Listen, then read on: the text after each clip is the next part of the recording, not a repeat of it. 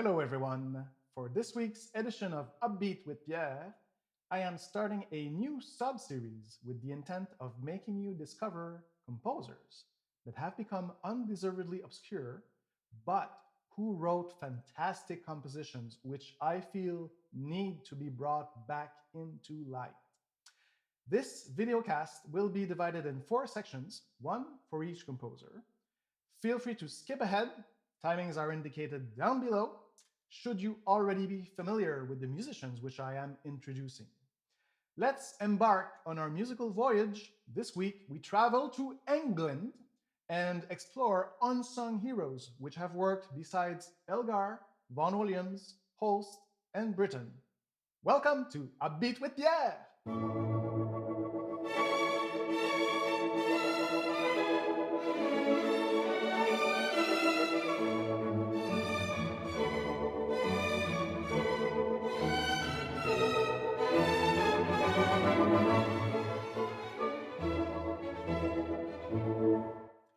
Our first composer is Arnold Bax.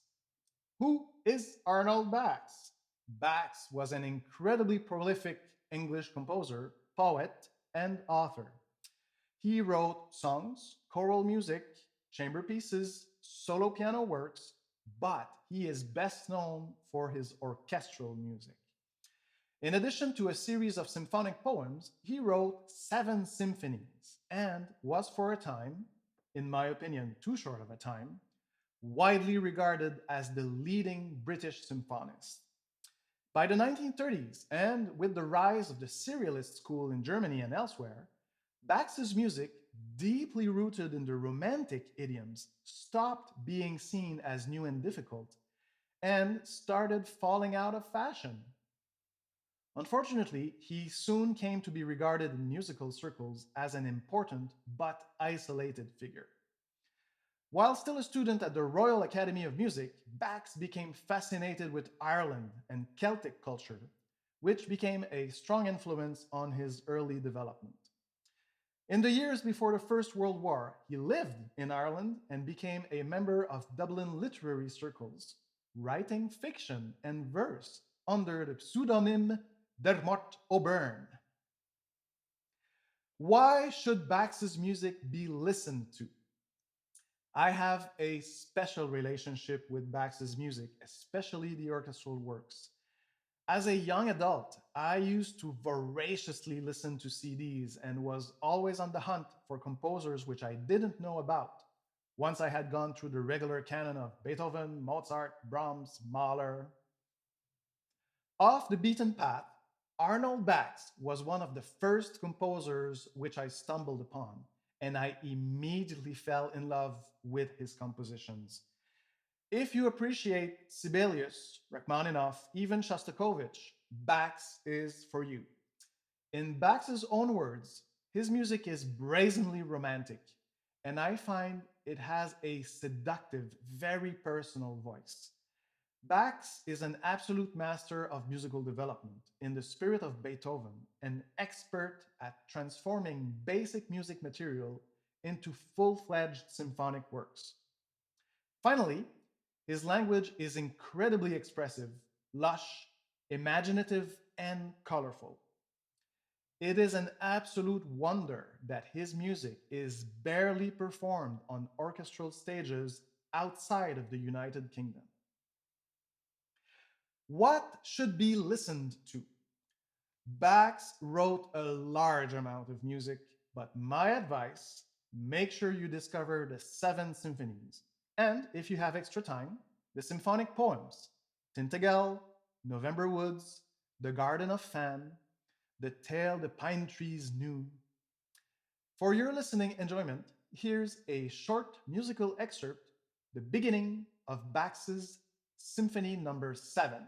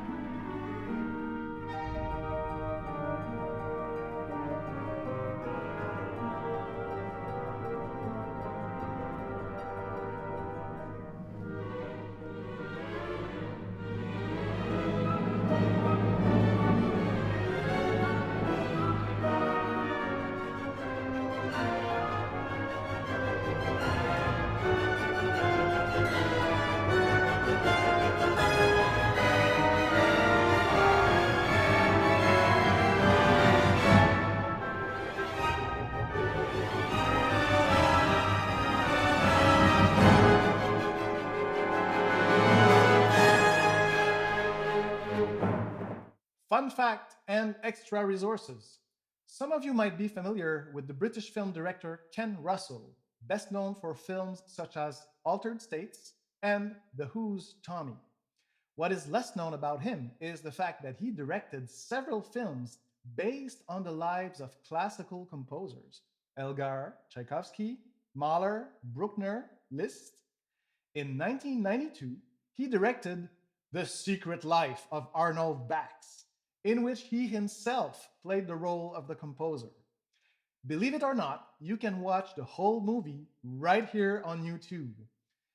Within YouTube's search bar, simply write the title of the film, The Secret Life of Arnold Bax, and YouTube's search engine will take you straight to the film, the first link on the page.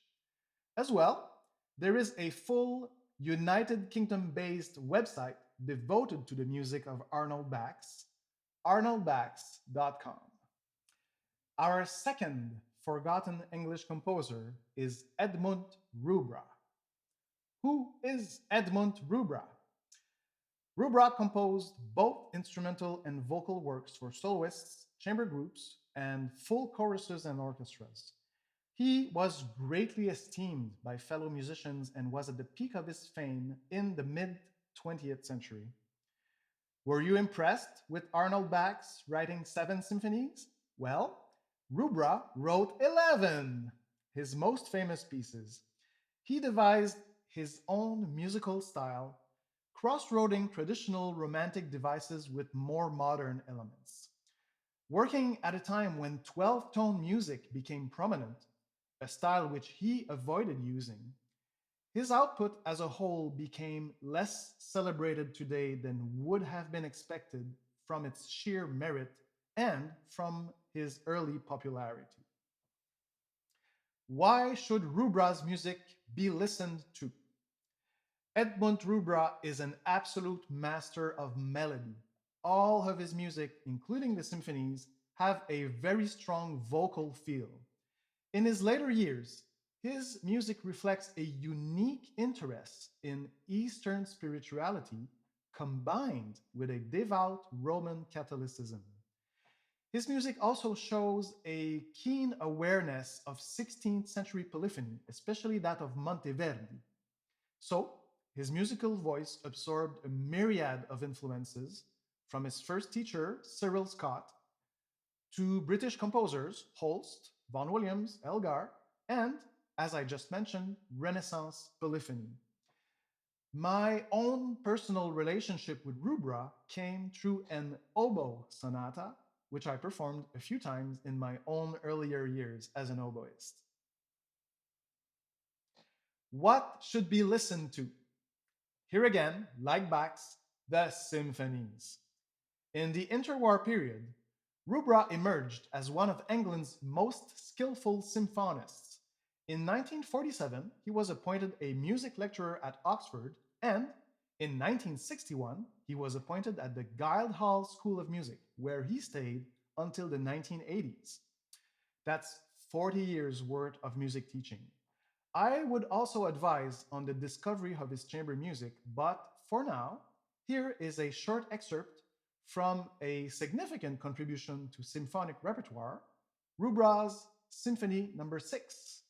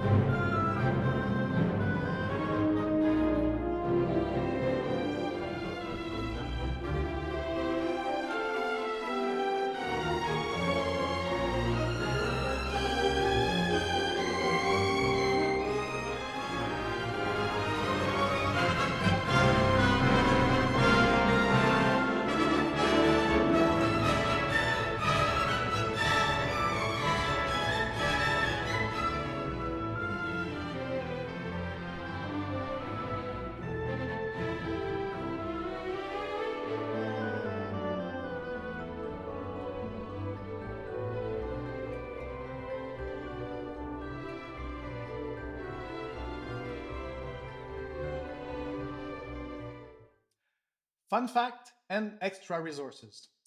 In 1941, Rubra was called up for army service. After 18 months, he was given an office post.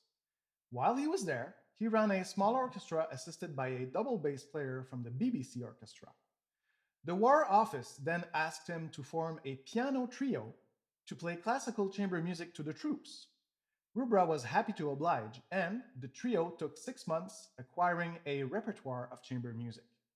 The Army Classical Music Group was formed and later expanded to 7 people. On one occasion, an overzealous entertainment officer thought there would be a better audience by advertising with big posters for Ed Robb and his 7 piece band. They traveled all over England and Scotland and then to Germany with their own grand piano, which, with its legs removed for transport, became a seat for them in the back of the transport lorry. Unfortunately, Rubra's music is still in need of a few more champions. As such, there aren't so many ways in discovering more about him, besides a few specialized classical music websites, such as musicwebinternational.com, which maintains a compact biography of Edmund Rubra, as well archive music, knowledge based sites such as the British Library, and the academic's website jstor.org mentions a biography by Leo Black, Edmund Rubra, symphonist. Our third English unsung hero is Arthur Bliss. Who is Arthur Bliss? An English composer and conductor, Bliss's musical training was cut short by the First World War, in which he served with distinction in the army. In the post war years, he quickly became known as an unconventional and modernist composer. But within the decade, he began to display a more traditional and romantic side in his music. In the 1920s and 1930s, he composed extensively not only for the concert hall, but also for films and ballet. In the Second World War, Bliss returned to England from the US to work for the BBC and became its director of music. After the war, he resumed his work as a composer and was appointed Master of the Queen's Music. In Bliss's later years, his work was respected but was thought old fashioned, and it was eclipsed by the music of younger colleagues such as William Walton and Benjamin Britten. Why should Bliss's music be listened to? On receiving the gold medal of the Royal Philharmonic Society in 1963, Bliss said, "I don't claim to have done more than light a small taper at the shrine of music. I do not upbraid fate for not having given me greater gifts. Endeavor has been the joy." 100 years after Bliss's birth, Byron Adams wrote, "Of the smaller stars that shone in the ample firmament of 20th century English music, the light that coruscated with the greatest brilliance was Sir Arthur Bliss." For me, one simple and straightforward reason: the music of Arthur Bliss is fun. There's a lot of joy, originality, cleverness, and expressivity in Arthur Bliss's music. There is panache, contrast, color, inventiveness, hallmarks of a much greater composer than he is given credit for. What should be listened to? The Library of Cambridge University maintains a complete Bliss discography. In March 2011, it contained details for almost 300 recordings. As well, you can find well over 100 clips of Bliss music on YouTube. Starting points: his ballet, Checkmate, the concert suite derived from the music to the science fiction film Things to Come, and his most well known work, the Color Symphony. Here's the beginning of the third movement of the symphony, Blue.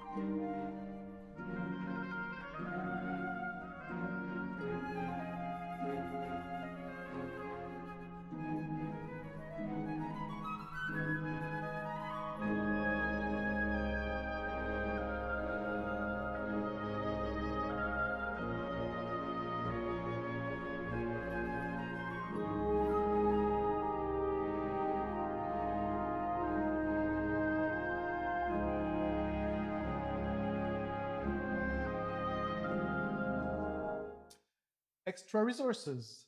This will be rather short and sweet. There is one main extra resource for Arthur Bliss's music, and it is the website for the Arthur Bliss Society, arthurbliss.org. And a second website, which I find quite interesting, the one for the National Portrait Gallery, npg.org.uk. And if you search the collection for Arthur Bliss, it brings up 41 portraits, 41 images on this page. So quite a nice visual look on the composer Arthur Bliss. Our final unsung hero is William Alwyn. Who is William Alwyn? Alwyn was an English composer, conductor, flautist, and most importantly, music teacher. He served as professor of composition at the Royal Academy of Music from 1926 to 1955. His compositional output was varied and large and included 5 symphonies, 4 operas, chamber music, several concertos, string quartets, but the one compositional aspect for which Alwyn is most remembered is the film scoring aspect. Over 70 film scores from 1941 to 62. A bit like Corn Gold in the US, something of a precursor to the big modern names such as John Williams, Hans Zimmer, and so on. A distinguished polyglot, poet, and artist, he was one of the panel engaged by the BBC to read new scores to help assess whether the works should be performed and broadcast. Why should Alwyn's music be listened to? In a century which gradually became more and more obsessed with musical systems such as 12-tone music, serialism, minimalism, Alwyn devised his own alternatives to all these isms and integrated dissonance with a strong, contrasted, and quite beautiful musical language. On a personal note, he was, alongside Bax, the other English composer which I discovered in my late teens, and I remained amazed that his talent has yet to be revealed on a much wider scale. His music is lush, powerful, rich on both melodic and harmonic planes. His output was superbly prolific, and he was a master orchestrator. What should be listened to? The choice is huge here. But a great starting point would be the 5 symphonies and the symphonic poems. Some of you might already have heard his most famous piece, Lyra Angelica, a harp concerto with strings, when the Vancouver Island Symphony performed it with soloist Lani Krantz in November 2019. Here's an excerpt from that incredibly gorgeous piece, Lyra Angelica.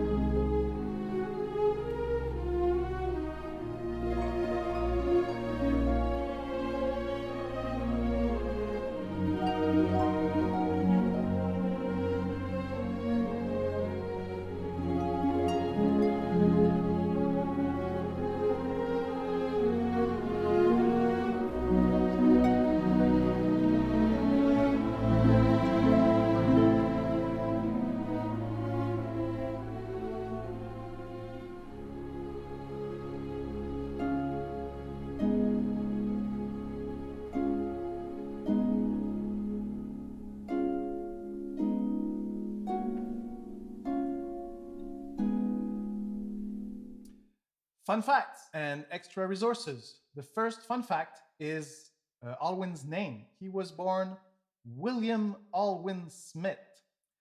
As you can imagine, for an artist name, he preferred William Alwyn in the end because he would have become one of many Bill Smiths. The second fun fact, as can be read on the Wikipedia entry, is the fact that American actor Gary Cooper was a cousin of his on Alwyn's mother's side. Extra resources, books. Publisher Boydell and Brewer has published 3 books on Alwyn, as can be seen here on the website, and one was penned by the composer himself, composing in words.